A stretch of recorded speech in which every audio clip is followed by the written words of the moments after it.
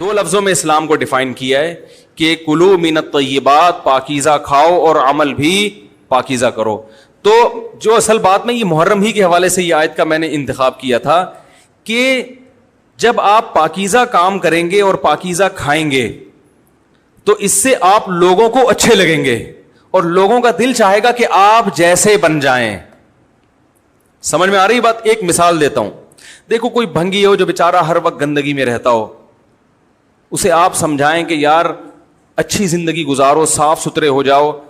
آپ نے کسی دن اس کو نہلا دیا, بہترین کپڑے ڈیٹول سے نہلایا, سروس کروائی, کیونکہ ظاہر ہے وہ اتنے دنوں سے ایک کام کر رہا ہے تو وہ سروس کے بغیر دھلے گا نہیں.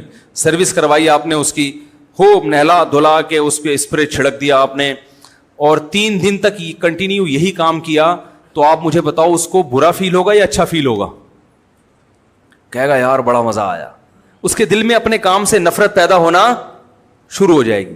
تو اچھی چیز میں, اچھی طہارت میں, پاکی میں اللہ نے اٹریکشن رکھی ہے. جیسے صاف ستھرا آدمی اچھا لگتا ہے, گندا اچھا لگتا ہے؟ صاف ستھرا اچھا لگتا ہے. تو صاف ستھرے اعمال والا بھی انسان کو اچھا لگتا ہے. تو اللہ تعالیٰ نے اسلام کو جو ڈیفائن کیا 2 لفظوں میں, اچھا کھاؤ اور عمل اچھا کرو. کیا مطلب؟ ایسا کام کرو کہ غیر مسلم تمہاری طرف مائل ہوں کہ یار یہ بڑے اچھے ہیں. تو کوئی ایسی رسم اسلام میں جس کو دیکھ کر وحشت ہوتی ہو, اس کا مطلب ہے وہ اسلام, بولو بھائی, نہیں ہے. کوئی بھی آپ ایسا عمل کر رہے ہیں, لیبل اسلام کا لگا رہے ہیں, مگر اسے دیکھ کر غیر مسلم کو گھنٹوں گھنٹوں سمجھانا پڑتا ہے یہ کیوں ہو رہا ہے, اس کا مطلب ہے کہ یہ اسلام, بولو نا بھائی, نہیں ہے. تو آپ مجھے بتاؤ محرم میں جو کچھ ہو رہا ہے, کیا یہ غیر مسلم کو اسلام کی طرف مائل کرے گا؟ یہ عمل ہے بھائی؟ یعنی کوئی غیر مسلم اسے دیکھ کے مسلمان ہوگا کہ یار ماشاءاللہ بڑا زبردست اسلام ہے؟ افسوس ہمیں اس پر ہے کہ دیکھو جن کا مسلک ہے, جن کا فقہ ہے, وہ جو کچھ کر رہے ہیں انہیں کرنے دو. اپنے بارے میں یہ فیصلہ کرو کہ ہم سنی ہیں یا شیعہ ہیں.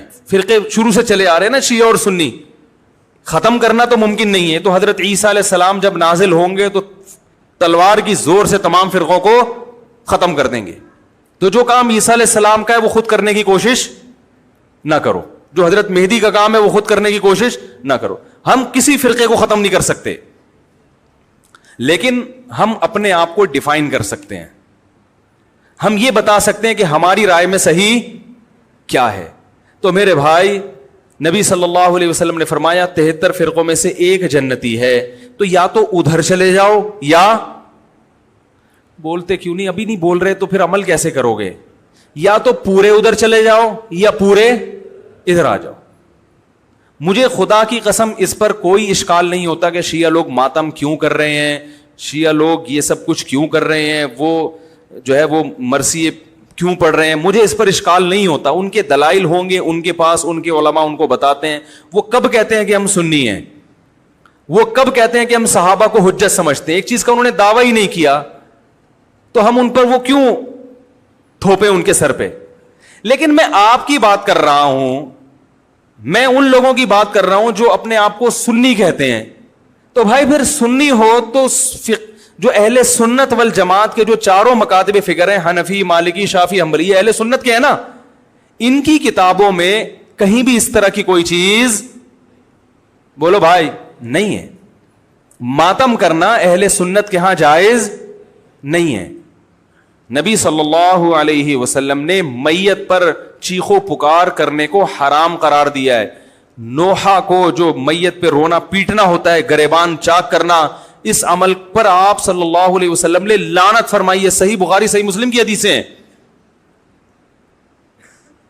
حضرت جعفر طیار رضی اللہ تعالی عنہ نبی کے سگے چچا زاد بھائی میدان جنگ میں شہید ہوئے. 4 بیویاں بیوہ ہوئی ہیں, چھوٹے چھوٹے بچے یتیم ہو گئے. آپ نے ان کی بیویوں کو زور سے رونے کی اجازت نہیں دی.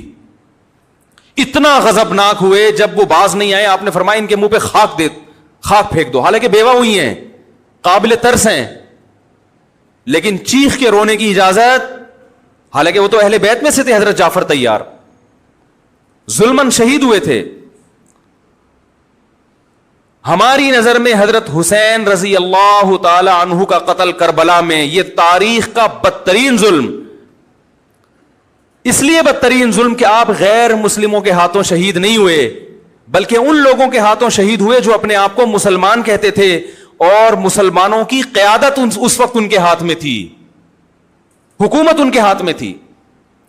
لیکن اس ظلم پہ اہل سنت والجماعت کے ہاں جو سنی ہیں ان کے چاروں مکاتب فکر کے ہاں نہ رونے پیٹنے کی اجازت, نہ نوحہ کرنے کی اجازت, اور نہ میرے بھائی ماتم کرنے کی اجازت. میرے بھائی آپ لوگ اللہ کا واسطہ محرم میں مرثیے نہ لگائیں. ہر گاڑی میں کوئی نوحہ چل رہا ہے, کوئی شیعہ ہے تو ٹھیک ہے وہ کرے, سنیوں پہ یہ کام زیب نہیں دیتا, کیونکہ یہ منافقت ہے. پتہ ہی نہیں چل رہا آپ ادھر ہو یا آپ ادھر ہو, آپ کا مسلک کہیں نہیں پتا چل رہا. ہمیں ایک مسلک کو فالو کرو.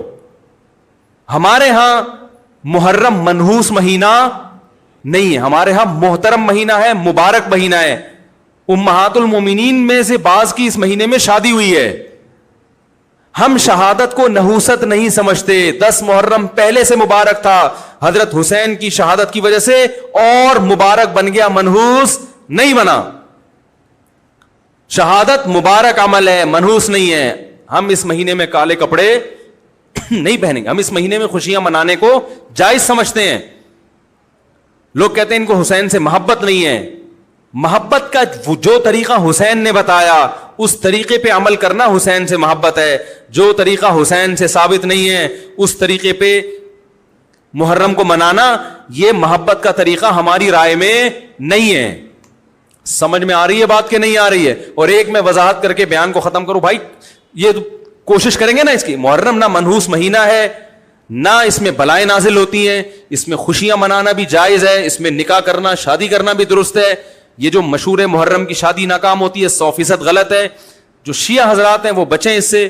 ہمارے ہاں یہ بالکل اس کی اجازت ہے, آپ محرم میں نکاح بھی کریں, محرم میں آپ اپنے بچوں کا عقیقہ بھی کریں, آپ اس جو ہے جو بھی خوشیاں ہیں آپ اس کی کریں, تاکہ اسلام کا جو رخ ہے نا, اسلام میں کوئی مہینہ منحوس نہیں ہے, تاکہ غیر مسلموں کے سامنے کم از کم ہماری طرف سے جو اسلام پیش ہو وہ یہ والا ہو, ان کی طرف سے وہ والا ہو. غیر مسلم کے پاس آپشن ہو کہ بھائی دیکھ لو ان میں جو اچھا لگتا ہے وہ والا اسلام آپ فالو کر لو, لیکن آپ بھی ویسے ہی بن گئے تو پھر اسلام کا ایک رخ جائے گا ان کے سامنے. سمجھ رہے کہ نہیں سمجھ رہے؟ تو اس لیے یہ گھروں میں مرثیے نہ لگایا کریں. میتوں پہ نوحہ کرنا, غم منانا ہماری شریعت میں پسندیدہ. 3 دن تک تعزیت ہے بس, اس کے بعد نہیں. اور عورت کے لیے شوہر کے مرنے پر 4 مہینے 10 دن عدت ہے.